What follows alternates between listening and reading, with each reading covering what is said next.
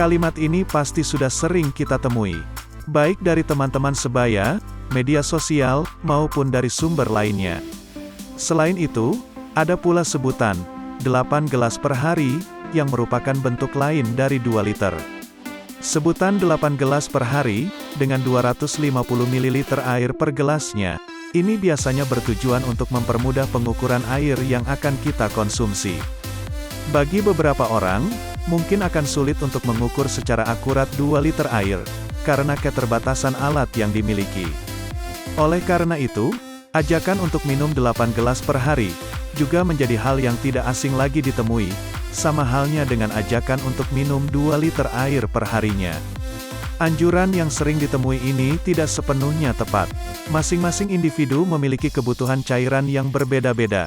Terdapat beberapa faktor yang menjadi penentu kebutuhan cairan seseorang, antara lain, jenis kelamin, usia, aktivitas, lingkungan, status kesehatan, dan keadaan hamil atau menyusui. Laki-laki memerlukan lebih banyak cairan dibandingkan dengan perempuan, karena umumnya laki-laki memiliki penggunaan energi yang lebih tinggi, dan lemak tubuh yang lebih rendah, dibandingkan perempuan.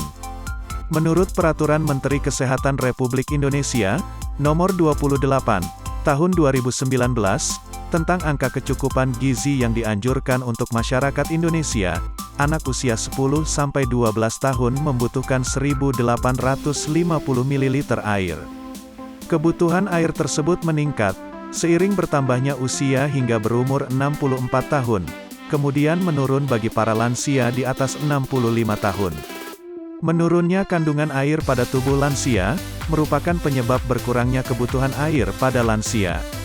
Seorang yang menjalankan aktivitas berat, cenderung memerlukan lebih banyak cairan, dibandingkan seorang dengan aktivitas ringan, misalnya lebih banyak duduk, tidak banyak kegiatan fisik, atau tidak berolahraga. Aktivitas yang lebih berat akan menggunakan lebih banyak energi, dan cenderung mengeluarkan lebih banyak cairan tubuh melalui sistem ekskresi. Oleh karena itu, orang dengan aktivitas yang lebih berat, memerlukan lebih banyak air, agar dapat menggantikan cairan tubuh yang hilang. Lingkungan juga mempengaruhi kebutuhan cairan seseorang. Pada lingkungan dengan iklim yang lebih hangat, kebutuhan cairan akan meningkat, untuk menggantikan cairan tubuh yang hilang, akibat lingkungan dengan suhu yang lebih panas.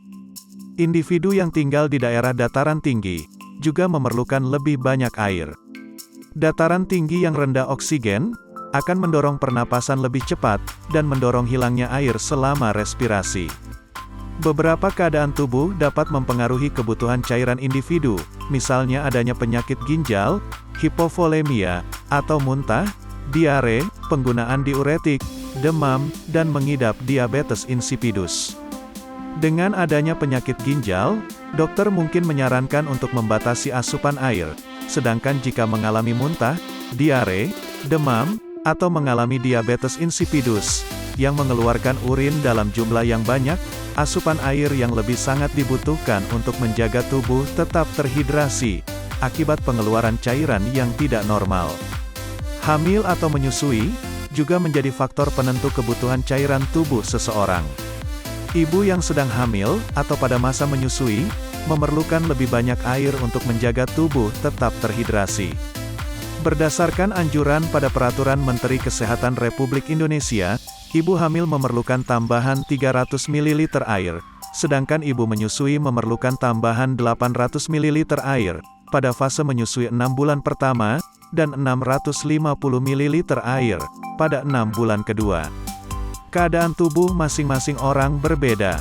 Dengan keadaan tubuh yang berbeda, kebutuhan air setiap orang juga akan berbeda, sehingga tidak dapat disamaratakan, bahwa semua orang harus mengonsumsi 2 liter air. Oleh karena itu, jangan salah lagi, jika kamu termasuk ke dalam salah satu orang yang memiliki kebiasaan, atau mindset ini.